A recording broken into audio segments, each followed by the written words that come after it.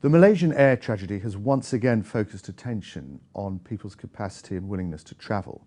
One man with plenty of experience about crises and how they affect the travel industry is Peter Long, the Chief Executive of Tui Travel. Peter, what impact will this tragedy have or is actually having at the moment? I mean, clearly a loss of life is terrible and it's horrific. I don't think it will have an impact in terms of people's desire to travel or their concern of flying. You've had a lot of experience of crises. Which was the worst?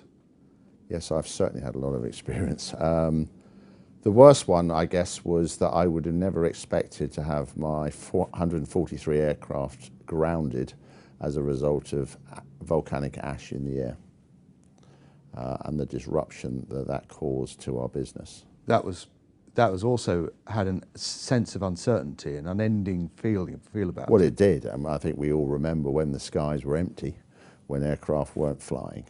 I think now there's a lot of lessons that have been learnt from that in terms of the measurement of ash and the dangers of ash. And therefore it would be managed in a different way going forward. How can you plan for crises when you start a new financial year or a new calendar year? What do you build into it?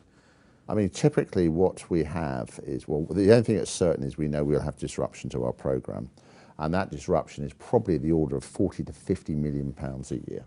So embedded in our business model is that level of disruption. It will be different every year, and in a perfect year, and wouldn't that be nice, when there's no disruption, then we will make an additional 40 to 50 million pounds profit. But I think what that does is to avoid the need to continue to report an event and a disruption to your programme. And the way we look at it and where I talk about it to our shareholders, that this is just normal course of business. And a company with our diversity and scale will have disruptions. Because shareholders or potential shareholders did take fright. They used to feel that tour operators was not a stock they wanted to be in because of the possible impact of crises. I think that's right. I think probably when I look back, we didn't necessarily help ourselves because we were always saying and identifying one-off events which has disrupted the programme. So you're bringing it to everybody's attention. You haven't built it into your business model. If you then say, well, actually, this is the cost and it's within the business model, but what have we been able to do? We've been able to absorb all the issues in North Africa.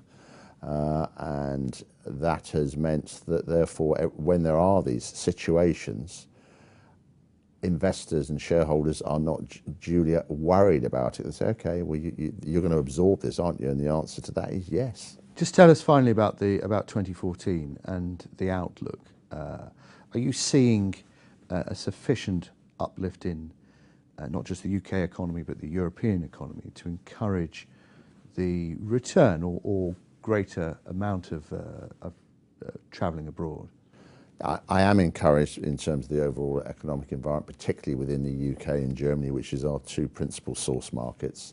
And that's given us confidence to give guidance of our growth in earnings of between 7 and 10% this year. But it's not a full-blown recovery, though, is it?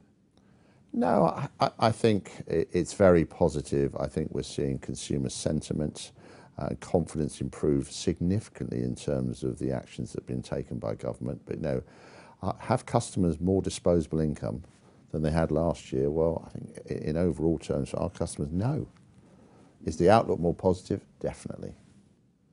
Peter Long, thank you very much indeed. Thank you.